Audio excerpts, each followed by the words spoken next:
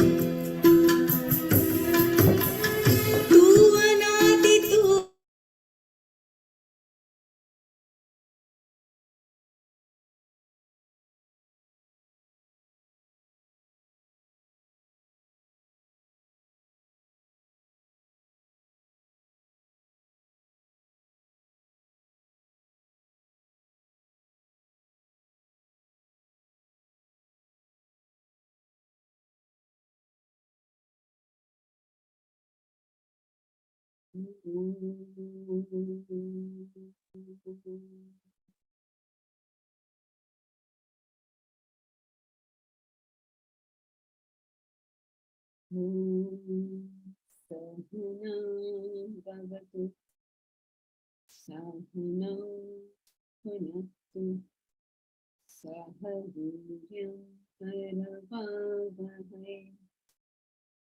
तेजस्विनावधीतमस्तु मा विद्विषावहै। ॐ शान्ति शान्ति शान्ति।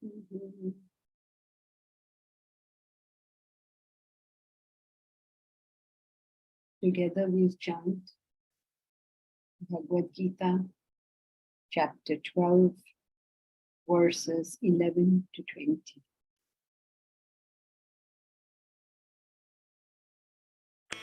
अथैतदप्यशक्तोऽसि कर्तुं मद्योगमाश्रितः सर्वकर्मफलत्यागम् ततः कुरु यतात्मवान्।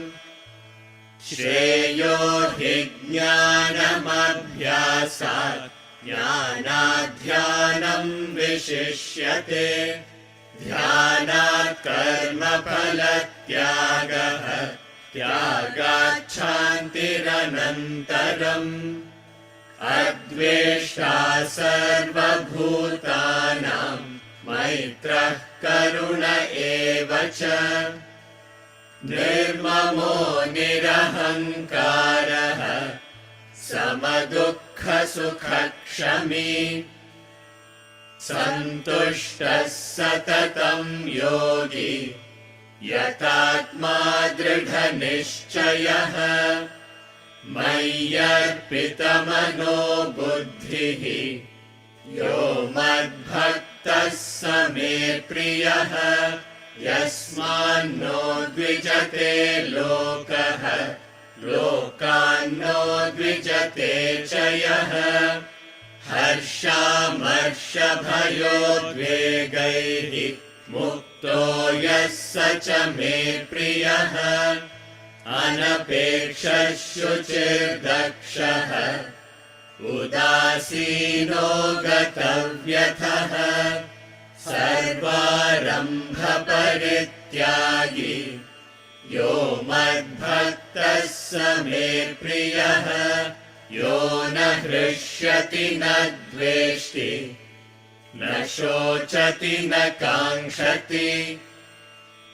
शुभाशुभपरित्यागी भक्तिमान्यः स मे प्रियः। समशत्रौ च मित्रे च तथा मानापमानयोः। शीतोष्णसुखदुःखेषु समः सङ्गविवर्जितः। तुल्यनिन्दास्तुतिर्मौनी सन्तुष्टो येन केनचित्।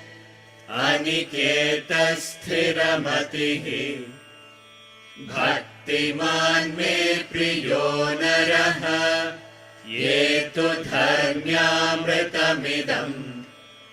यथोक्तं पर्युपासते श्रद्दधाना मत्परमाः भक्तास्तेऽतीव मे प्रियाः.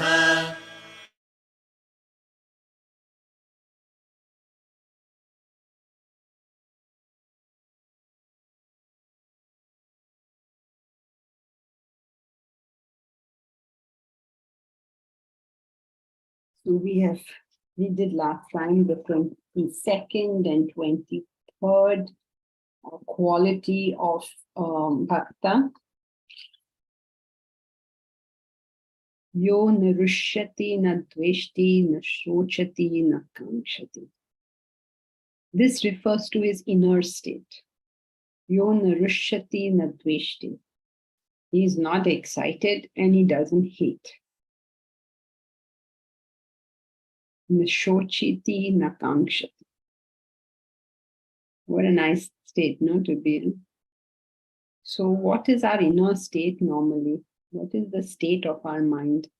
Our mind tends to go into the past and tends to go into the future and tends to get excited about the present moment. This is the state of our mind. We think, oh, if I had not done that, then this would not have happened. Or that was so nice and this is not so nice. Move on to the past. It goes to the future. The future, if this happens, then this will happen. If that happens, then this will happen. All these things we are going through constantly. And if we manage to escape this, we're very, very excited about the present moment. Some massive excitement we've got about something. Now, what we don't realize is that all of this is very exhausting. We just feel very tired at the end of it. You know, after an event takes place, most people get very exhausted. They say, oh gosh, it's over. I can rest for 2 days. Do you know why this exhaustion takes place? It's not that anybody does something fantastic for an event, okay? Nothing really spectacular and big and this and that. No natak. And what is so exhausting about it? Okay, if it's your daughter's wedding or whatever, what is so exhausting about it? The exhaustion does not come from physical labor because you hardly did any. What the exhaustion comes from is the mind running here, there, here, there, here, there. You feel just exhausted. So when he is talking about yo na rushyati na dveshti na shochati na kamshati, his past is not causing him grief. His future is not causing him reveling in some future thought. Nor is he getting excited in the present for any reason. So people, when they read this, they think, oh, I have to just stay straight and not react to anything. It's not that way. It means, what it really means is that your value for these things has come down. You don't really think that if something happens, you're going to be so delighted because you are fairly delighted as it is. So nothing's going to happen further. I mean, in any option, you're going to be delighted. So your mind is not rushing towards something in the future. Nor is it regretting some loss of something or not getting something in the past because you no longer believe in these things. You have no value for them. You're not practicing to do it. Your mind doesn't go there because you have no value for those things. And neither are you very excited about anything. Not rejoicing or hating in the present moment. Because you understand, even this will pass away. The best of things, the worst of things, not going to last. So you enjoy it while it's there, you cry over it, enjoy it, whatever. But that internal desperation, dependence is not there. Just like when you go to a movie and it's a funny movie, you laugh, right? If it's a tragic movie, you cry. But it is not really affecting you. You can't sit through the movie and say, I will not laugh, I will not cry. Then why did you go for the movie? So enjoy yourself. Have fun. When it's time to cry, cry. Don't say, oh, I'm above all this crying. If it's time to cry, cry. When it's time to laugh, laugh. The problem is not with all this. The problem is with this excessive value that we have in our minds for it. That if this happens, I am finished. Listen, you're not finished no matter what happens. The only time you are finished is when you believe you're finished. Otherwise, you're not finished. There's a second time also when you're finished, but that you need not worry about. Yeah, when you're dead. The second time. Only two conditions. So both these conditions, there's nothing to be worried about. If you're dead, what is there to be worried about? You're dead now. Nothing is now nothing.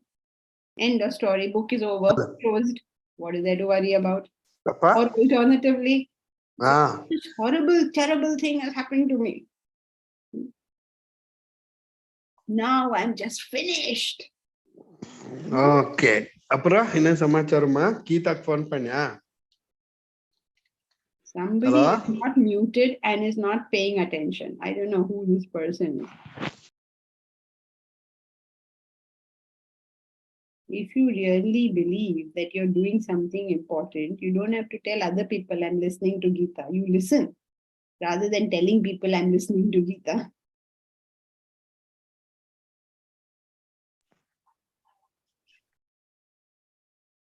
So I think, the organizers, all the whole team will get very upset with me if I say this. But I think everybody should keep their volumes, keep themselves unmuted. You think we should try that experiment? There'll be chaos all over the place. No. Because if you're unmuted and you have some basic awareness in life, at least you will be listening because you know you can't do anything else. When you come into class, into physical class, then you have no option but to listen, right? So over here, you do have an option. You can get away with it. If I tell you put on the videos, then sometimes this thing collapses on us. Shall we try? Will you all put on your videos?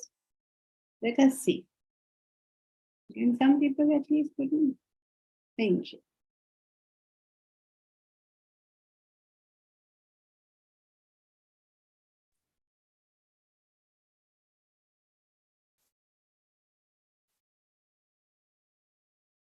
How many videos can this thing take on? I don't know how many they can take on. Okay, chalo, at least I know few people are going to be listening. I don't know about the rest, but at least these people are on good behavior. Okay, so why do we get excited? Why do we feel dejected? Is not really because of that event, nor is it that we should not feel happy and sad or anything. The problem with this whole thing is not the emotions that we go through, but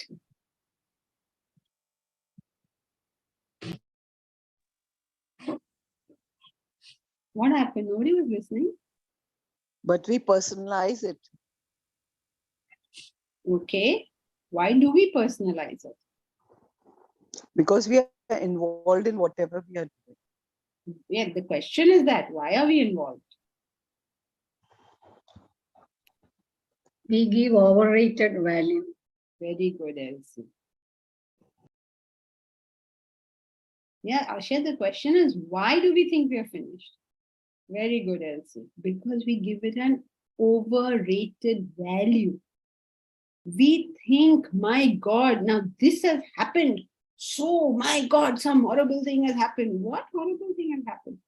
Let us say you lost all your money. God forbid. Now, you're really terrified. Suppose we have lost all our money. Now what will happen? What will happen? Go out and earn it again. No big deal. What's the big deal? There are thousands of people in this world who don't have a cent. At least we are lucky we've had a cent, we've enjoyed it. And now we can get it again. If somebody close to us passes away, say, oh, now I cannot live, this person has passed away. There was a time you were living without this person, isn't it? You live again. That doesn't mean you're callous and you say, oh, what fun, this person died. That's not what you mean. You feel the sorrow, of course, but don't collapse under the sorrow. You feel the joy, of course. How can you not feel it? But why are we collapsing? The reason we collapse is because we're giving it undue value. we're giving it undue value. We believe that we cannot function, we're finished.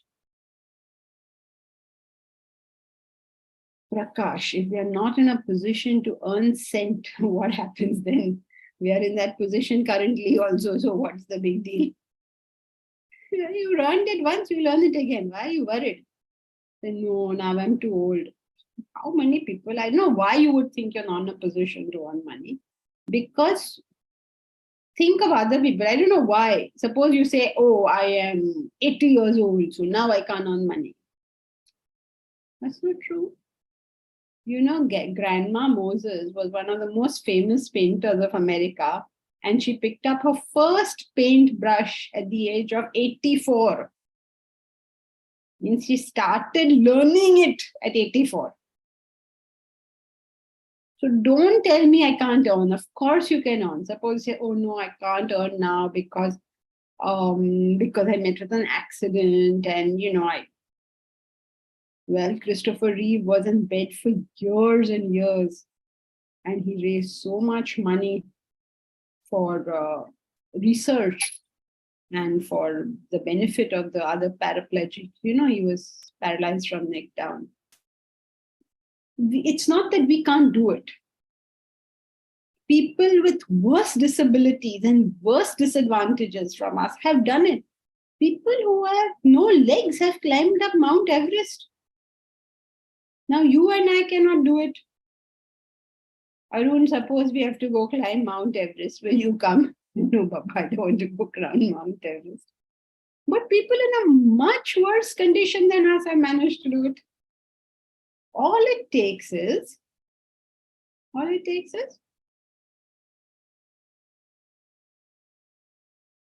Dedication. you're determined to do it, you'll do it. You're not determined to do it, you won't do it. It's so simple. There's no rocket science about living life. Absolutely no rocket science. It's all very simple. I commit myself to doing something, I'll do it. I don't commit myself to doing it, then I'm like, oh my God, nobody's supporting me. I don't have this, I don't have that, this, that, hundreds of excuses. Excuses and achievement cannot coexist. That's why what Richard Bach said is amazing. He said, make excuses for your faults and you get to keep them. You want to make excuses for your limitations and disabilities and liabilities, well, then you get to keep them. Keep it. You love it so much, you're justifying it, then keep it.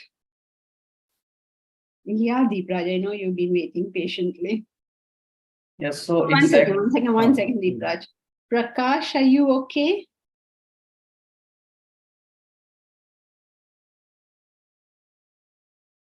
Prakash's iPhone. I don't know who's Prakash. Are you okay? We're okay. Okay, go ahead. So exactly what's the right value that we should be giving to events and how do we gauge it? You can't. How you know the right value for something? You know the right value for something only when you don't have a desire for it. The moment you have a desire for something, you're incapable of giving it correct value. See, suppose When I was in Bangalore now, Vidushi told me, I don't know how it is in other cities, but she told me that boys over there, okay, some girl leaves them and they're all going into depression because some girl has left them. Now, Deepraj, suppose I tell you that there was some girl, okay, any girl. Suppose I say Momita left somebody. Will you start crying? You are like, okay, she left him, so what? Now you go find somebody else. That's how you'll be, right? Because you have no desire, no interest for that relationship. You couldn't care less, you be with somebody you don't be, mera kya jata hai. Right? You have no interest. So you immediately understand that if you cannot have a relationship with X, of course it's sad, but then that's not the end of life. At some other point, you might meet somebody else. This you understand. We will remind you of this if somebody leaves you. Because when somebody leaves us, then we don't understand this suddenly. So as long as desire is there, value cannot be known. Understanding right value and desire are opposite things. So you can't assess value. You know it because the desire is absent.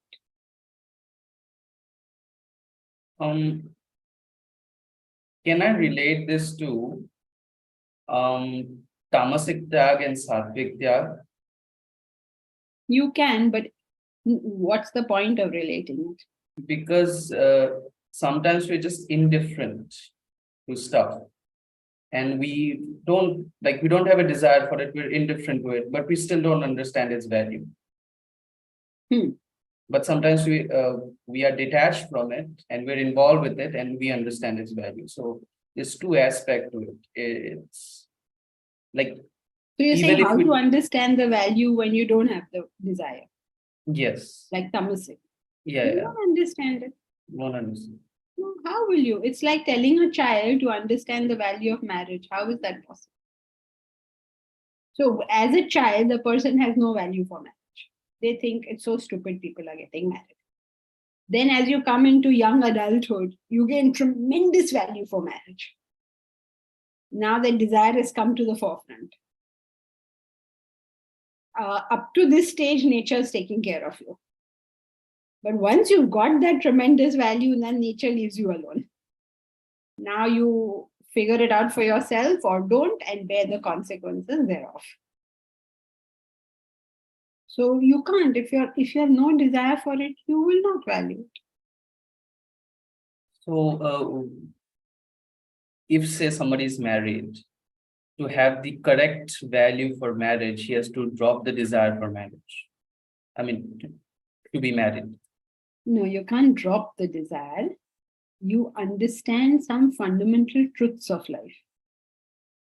Okay, some simple things like what is permanent and what is passing. You understand it. Theoretically, you understand it. And when you understand it, you realize that whoever I'm with, any human being, any being is subject to the fact that tomorrow I will not be with this person. And they say, keep Yamraj as your witness. So if I'm not going to be with this person tomorrow, how do I want to treat this person today? And so that's how you inculcate a lifetime of service. But just think about it, that if you have fought with a close person and then that close person passes away, how you will feel terrible for years. So every moment I know that whatever I have, I'm blessed to have this. I'm blessed that my parents are with me. I'm blessed that my spouse is with me. I'm blessed that my children are with me. I'm blessed that my neighbors are with me. My friends are with me. I'm blessed that I have some money. I'm blessed that I have food. With gratitude, I'm looking at all of this. And when I look at it with gratitude, I develop an attitude of service. Now, when I have an attitude of service towards things over a period of time, I begin to lose the exaggerated value over a period of time. Because on one hand, because I'm with it, my desire is being exhausted. And because I'm thinking higher thoughts, new desires and that are not being formulated. So over a period of time, you can take it in your stride. But the more attached you have been, the more demanding you have been, the more, the attitude in the relationship with any object or being has been gimme, gimme, gimme, gimme. The worse is the break going to be. So you can't superimpose value. That's why knowing right value is the state of renunciation. It's not something you do. It's something you grow into. Okay. Thank you very much. Mani Ramalingam. Some part of us we missed. We think some part of us we missed and we feel incomplete. Mani Ramalingam. Okay, anyone who asks a question, if you put on your video, that helps because then I can talk to you, otherwise I feel like I don't have anyone to talk to. And this is really a conversation between us, not like sitting on a high chair and saying something. Okay. So Mani Ramalingam, thank you. We feel we have some part we have missed. This is natural for us human beings because nobody is going to get everything in their life. If we can get a large part of what we have wanted, we have to thank the Lord. There was this very famous saint in Maharashtra and his name was Ramdas. Have you heard of Ramdas? So he's written this very famous book called Manache Shlok. You heard of the book? Manache Shlok is I suppose it's the equivalent of Thirukural or something like that. So, and it's all his shloks addressed to his own mind. So in that he says, Jani sarva sukhi asa kon ahe vichari mana tutsa shodhuni pahe. Jani sarva sukhi, in this world, who's sarva sukhi? He has every sukh of the world. Asa kon ahe, who is this person? Vichari mana, ask, O mind. You find out for yourself. So nobody is going to have everything. If we have mostly everything, we should say, thank God I got mostly everything. But okay, so that's a philosophical understanding. The second thing we need to understand is, if I'm feeling there are some things in my life which I absolutely have to have. I can't use philosophical reasoning. I just have to have this thing. In those things, we have to remember, I can still get it. There is no rule that says I cannot get it now. I mean, there are very few things which I'm trying to think offhand. What is it that you wouldn't get now? Let us say, for argument's sake, that a person, okay, take the example of this lady whose name I'm now forgotten. She was a very famous dancer. Anyone remember this lady? A very famous dancer. And she met with an accident and she lost her legs. Remember this lady? Mayuri. Sudha Chandran. Mayuri. Sudha Chandran. Who's that Sudha Kathak dancer? There was a movie called Mayuri. Sudha Chandran. Sudha Chandran. Sudha Chandran. Yeah, that's the name I remember. Okay, so this lady, she lost both her legs. Now, she obviously had not finished with dance. It was not acceptable to her. She can sit down and say, I have lost a part of myself. She didn't. She got those prosthetic limbs and she danced. My aunt, she was also a very famous dancer, and then in her 80s, she passed away recently. Then she came to her 80s and her legs really could not support her. But she's like a guru in dancing. So she used to sit down and do her mudras and all that. She actually had performances where she was sitting down and dancing, and I was very appreciated and everybody liked it. And she was very elderly. I mean, she could barely move. There's something went wrong with her foot and was all swollen and wounded and so horrible. But she continued doing it. That's my point. So if you believe that in your life there is something I have not done and I'm missing that, then please do it now. Nothing to stop us. Suppose many people say, oh, I wanted to study, but I was not able to study. Let's study now. Some people say, oh, I wanted to get married, but I couldn't get married. Well, get married now. What is to stop you? No, what will people say? I'm already 75 and what will I do? But people will laugh at me. If you live in a community which will laugh at you for doing what you want to do, go and live in another place. Don't say people will laugh at me, because let them laugh. I am living my life. So whatever it is I feel I have missed, and there is no reason I should feel this in my life.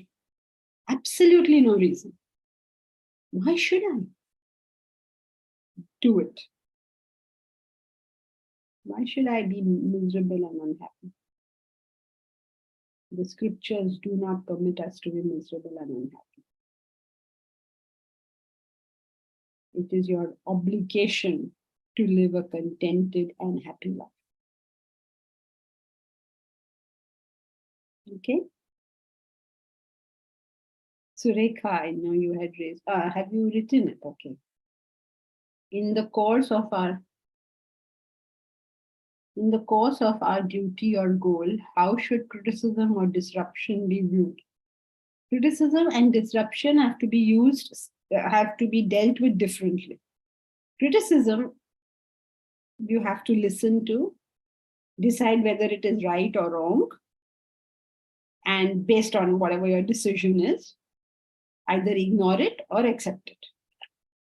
Now, the fact is that all of us are extremely limited in our intellect, right? So criticism from others is a wonderful thing. It makes us think of things that we have not thought of ourselves. And sometimes criticism is pointless and futile. People are just carrying on foolishly. They don't know what they're talking about. In which case, nothing to waste our time. But dissension or criticism or disagreement, these are wonderful things. They are the real reason why human beings progress.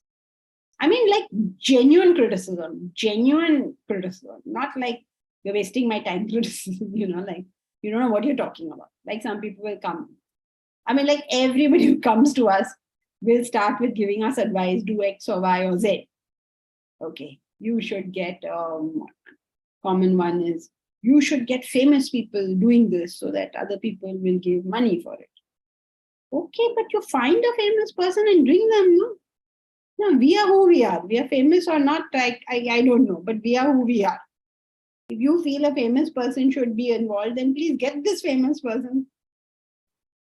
So, just talking in the air doesn't make sense, right? Which famous person? Can we go to Amitabh and say, okay, come Amitabh, please study with us and talk about it? What? This makes no sense unless you are a famous person and say, I will give your name. Or my friend is a very good person and he's a famous person and he will give his name, then it makes some sense. So this kind of criticism is futile because it's not actionable. We don't know what to do. If we could get famous people, we'll get them. No, at the moment, we are all of us. Arun Sehgal, Mani Ramalingan, Nilanjan, Bindya Ved, Meera. If any of these people are famous, we can use their name. But otherwise, so this kind of criticism is stupid. And I'm not stupid, it's futile because it's not actionable. But sometimes people ask a question, which is a very valid question. That kind of criticism is very good because it helps us ensure that we don't make any mistakes. So I have to discriminate between these two and decide Which one is the useful one? Right? Criticism. Disruption has to be handled completely different. Disruption you don't put up with. You take strong action. Because people around us have to do one of two things. Either help or get out of the way. If they're not doing one of these two things, you have to deal with them. Because then that will interrupt the process to the goal. Now, how to strongly deal with them depends on what is the disruption and what is the goal, all those details one has to think. So two different things. With criticism, disruption, criticism, depending on what that criticism is, either you use it to reflect and correct ourselves or just disregard it because people don't know what they're talking about. And disruption, like, just don't put up with any bit of it. Okay. Thank you, Janki. Uttara? Janki, this was regarding, you said at any age, whatever you want, like you have prioritized that. But you said, I want this, just like you gave an example of dance.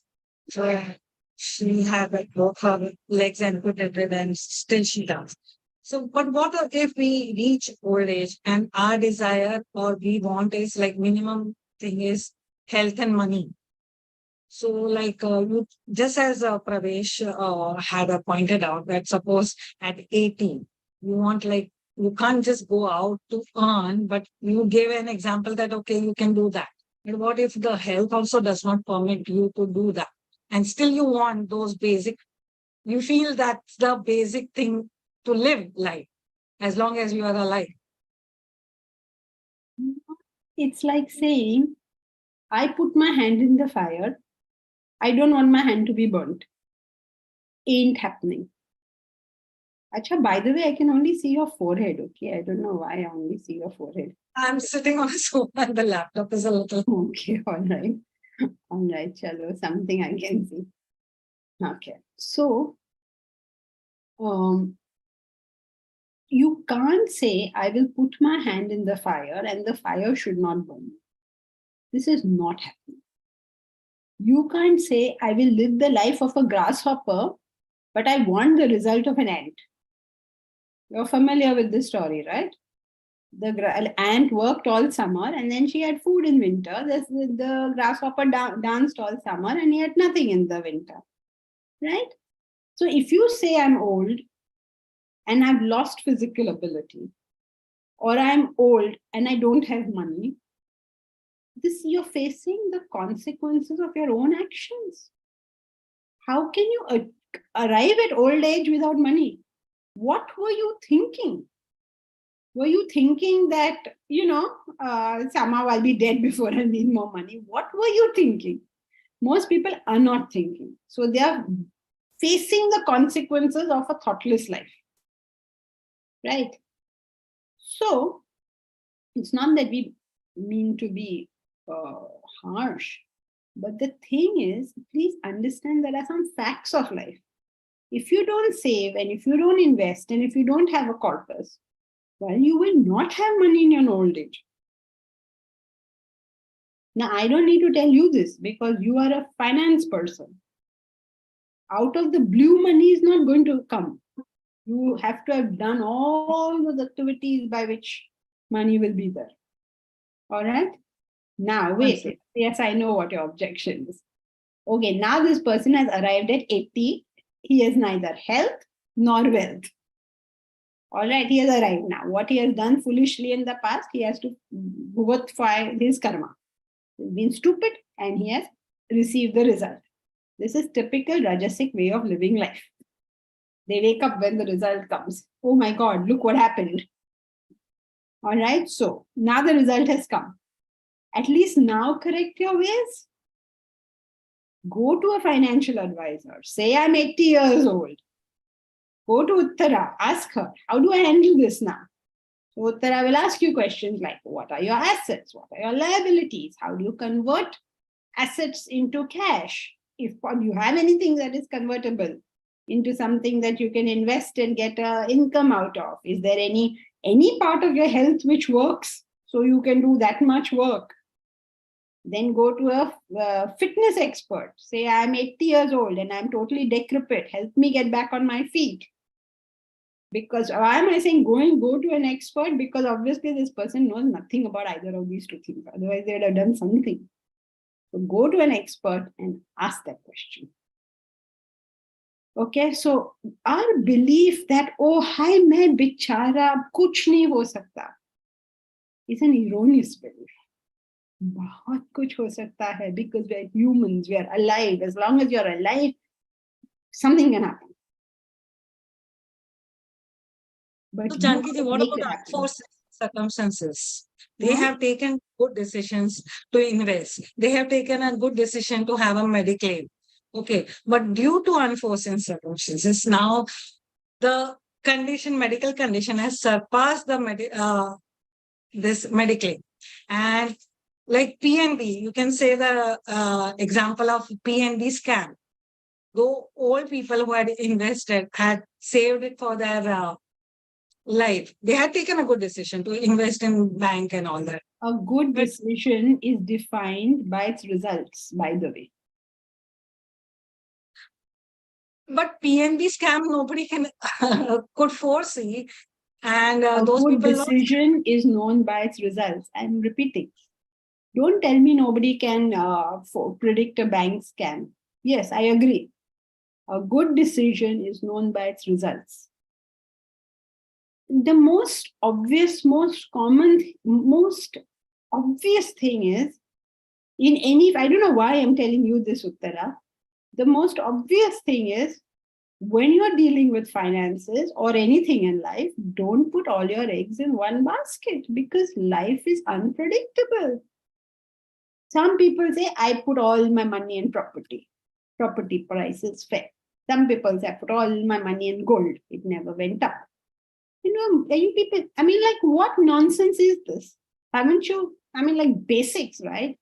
That you spread your investments out, that you have 20, your age and your FDs are same proportion, and the rest is in whatever, stock.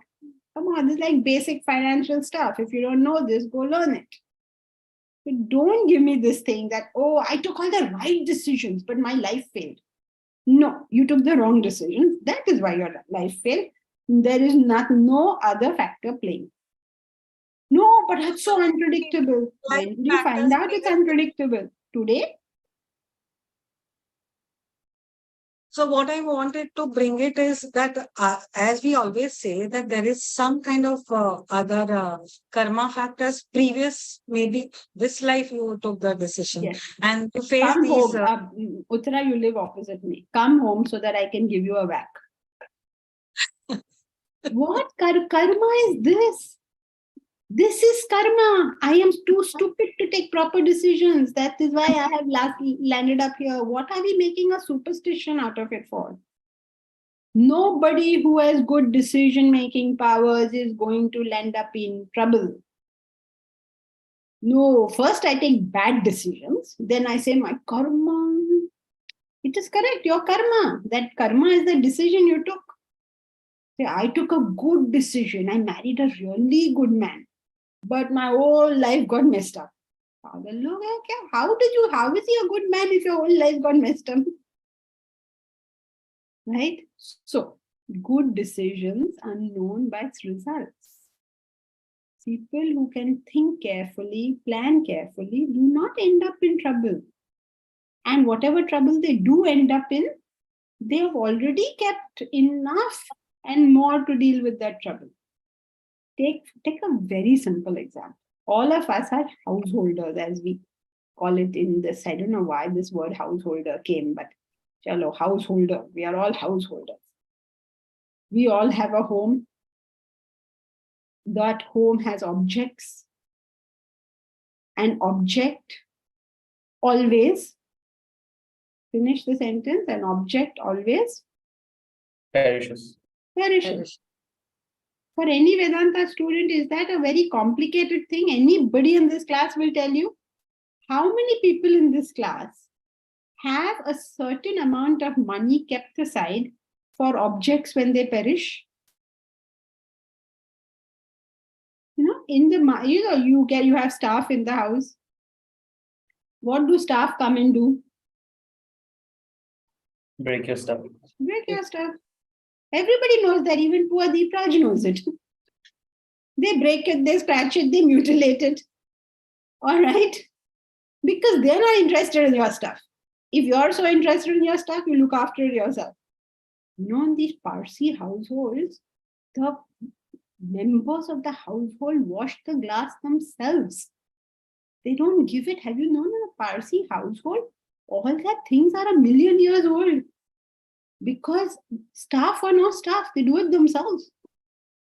One man who used to work here, he told me, भाभी जी पारसियों के घर में काम करना बहुत अच्छा होता है. वो सब काम अपना ही खुद ही कर लेते हैं. He loved the job. He's fantastic. Nobody's telling me to do anything over here. So, if you're so particular, wash it yourself. If you feel, bhai, mere se nahi hoga ye sab washing, know that this set is going to break and keep a little bit of money for it. So that when the set breaks, your heart doesn't break. Okay? So when you already know this, as a Vedanta student, you can't say all these things. Therefore, I'm glad to see many people in the class saying, yeah, we've kept a budget for breakage. Please keep a budget. You know that in 7 years or whatever time, you're going to change your car. You know this. Don't say, oh my God, this year I have to change my car. What were you expecting? You got married to the car. It's going to last your whole life. What were you expecting? Okay. So, Uttara, you should not ask this question because you are in the field that determines all these things. Okay. Thank you. Thank you. Janki ji? One second, Anuj. I'll just come to you. Aap Qatar mein hai. Unless you want to say something on this. Something similar question. Okay, wait, then let's come to it. Do values can be taught? Of course, values can be taught, Bhavna. What are we doing over here? At present, in schools, colleges, people talk about teaching and inculcating values among students. How one will be aware about their values? Okay, you cannot teach people values directly. That is what is going on in the world. Everyone is talking these big things, but there's no system for doing it. They have put up, so many people have put up so many things to teach values. To the people who they teach, it sounds like itna pravachan kyun humko de rahe ho? So you don't teach values. What you teach are facts. When you teach the facts, people will become value-based. You teach a fact, an object is perishable. A being is perishable. Teach a fact. Selfishness causes agitation. You teach a fact. When you teach facts, values grow in people. When you teach values, you start becoming a preacher. Like we will tell everybody how to live their lives. That's not our business. We don't want to preach to anyone, especially not the choir. Because the only people who listen to talks on how value-based you should be are people who already have those values. So you're just preaching to the choir and wasting your time. Okay? So how do you teach values? By teaching facts. I don't know why you don't want to study the qualities of a bhakta. Okay. Pravesh, what did you have? Past life karmas are also accountable for the present life sufferings. Yes, Pravesh, of course, because you are born because of. Why are you born? To means for the to fulfill the aim for the human life. Okay, that is also a correct answer. But what I'm asking is methodology. Why is it that you were born? Your answer is right. It's the ideal answer. But I'm saying, why did the birth take place at all? To correct the past karmas. Because you have vasanas. Yes. When you have vasanas, you take birth. How did you get those vasanas? Because you did something in the past. You created that vasana. Right? Vasana means desires. You created some desire. How did you create desire? Because of what you've done in the past. So your past actions create vasanas. This is called karma.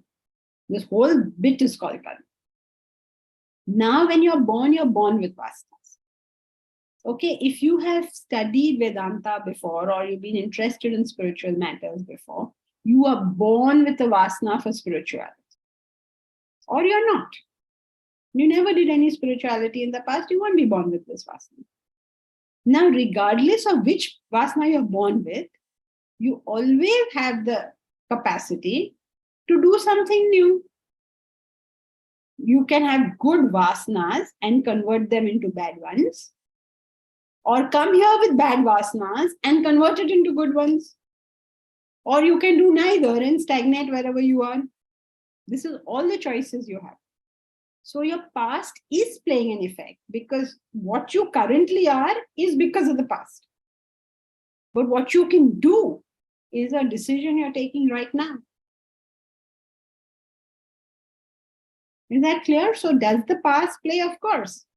Suppose I ask you, how long will it take a person to get a PhD? What's your answer? 4 years. 4 years. Now let me tell you about this person. This person has never gone to school. Is your answer correct? Yes, ma'am. Earlier we have discussed about the same thing. But my Your answer correct. Never mind earlier. Abhi, now he's never been to school. Will he get PhD in 4 years? No. So that is how the past plays. Now that he's never done it, he'll have to put in more years now. But can he get a PhD? Yes, no, of course he can get a PhD.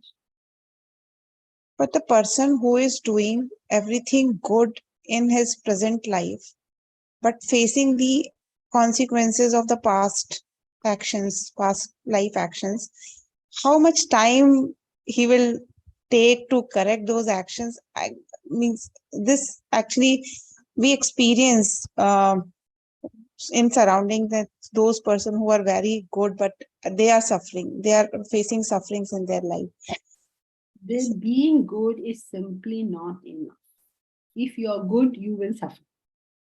Please do not be good. You have to be good means your mind has to be good and your intellect has to be sharp.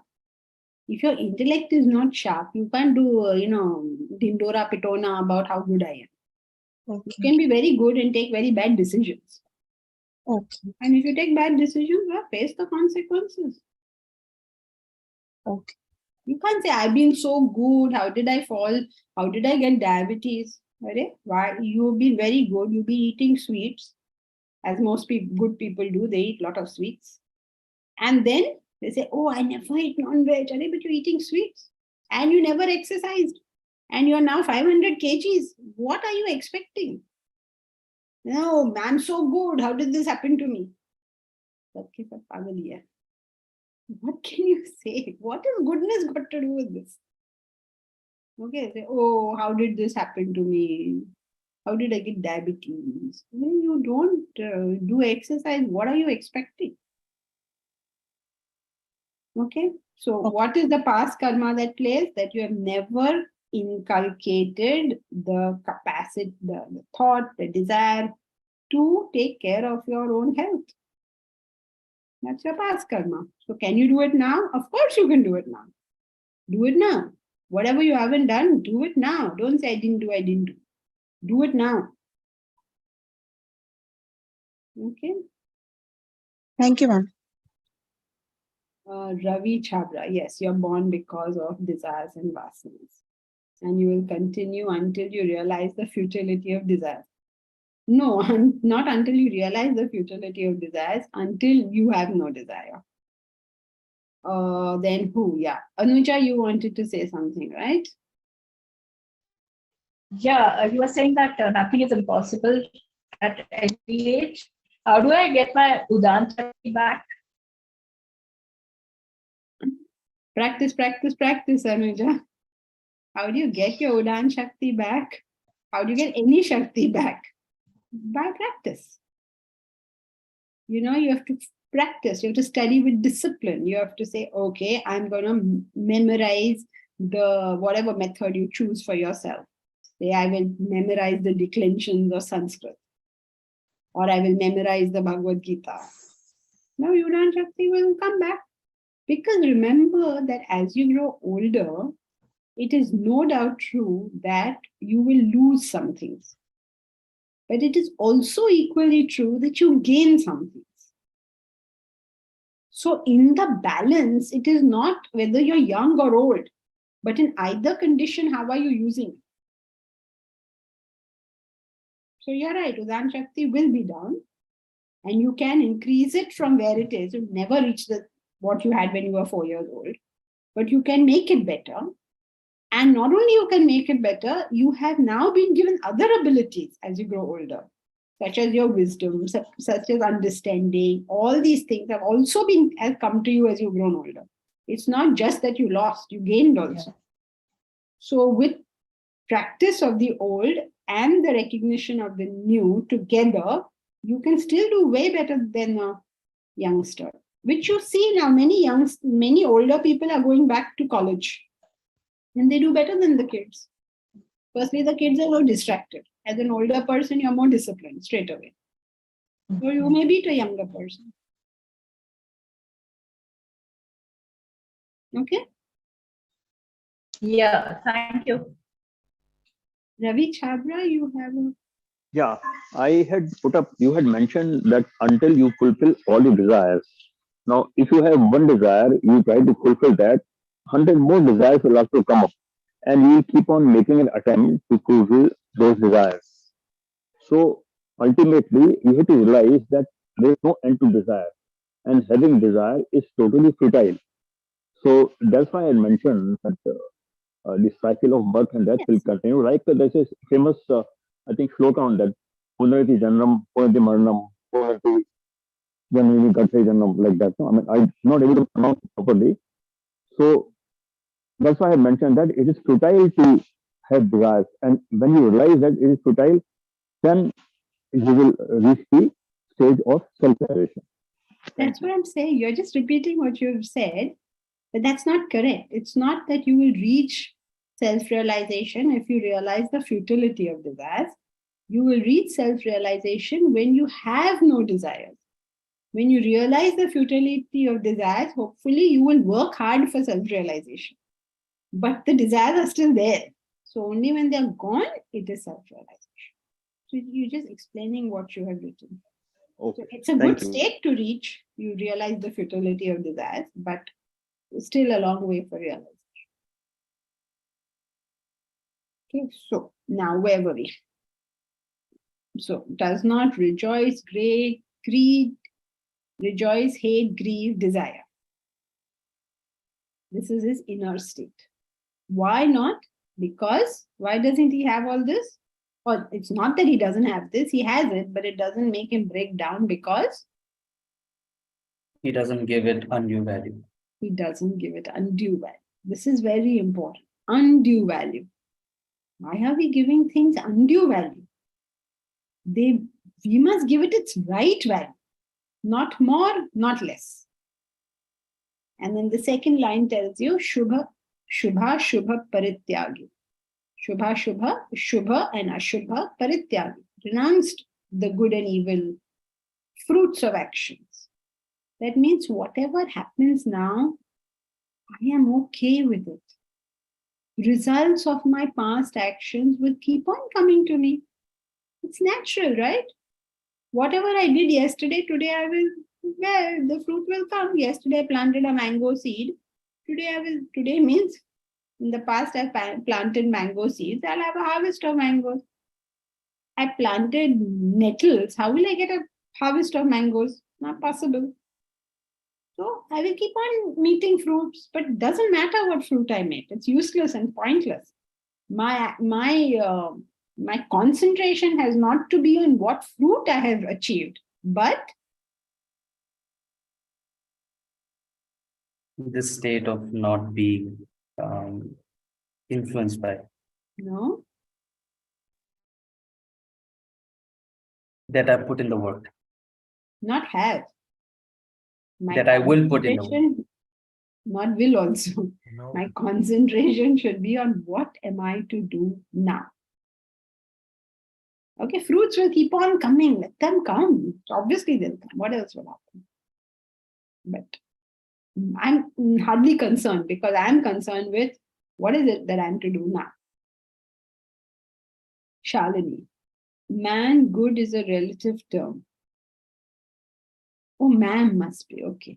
Good is a relative term. We think we're doing a good action, but someone may think it is bad. In Vedanta, it is said that just do the action with good intention and leave it to God. No, my dear, it doesn't say just do your action and leave it to God. It says, think carefully of what action you should do. Just by label an action good doesn't make it so. So think carefully. Have the noble intention of wanting to help. Then think carefully whether it is datavyam. Datavyam means whether it should be done.